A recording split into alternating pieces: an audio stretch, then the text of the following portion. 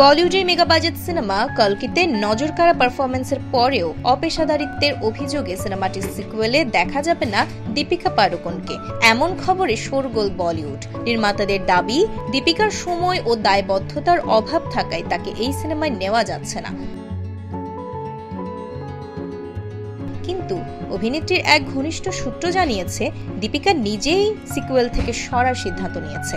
সূত্রটি জানিয়েছে, প্রাথমিকভাবে পরিকল্পনা অনুযায়ী সিকুয়েলের গল্পের কেন্দ্রে থাকতেন দীপিকা, তবে পরবর্তীতে চিত্রনাট্যে পরিবর্তন আনা হয়, যেখানে তার স্ক্রিন প্রেজেন্স কমিয়ে শুধু ছোট একটি চরিত্রে আনা হয়। এই খবর পেয়ে অভিনেত্রী ও তার টিম সিকুয়েল থেকে সরার সিদ্ধান্ত নেন।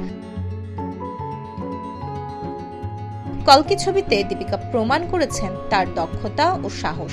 সিনেমার কিছু দৃশ্যে তিনি চ্যালেঞ্জিং অ্যাকশন ও চারিত্রিক গভীরতা দেখিয়েছিলেন, যা দর্শক ও সমালোচকের কাছেও প্রশংসিত হয়েছে। তবে এবার সিকুয়েলে তার অনুপস্থিতি দর্শকদের মধ্যে একরকম হতাশা সৃষ্টি করেছে।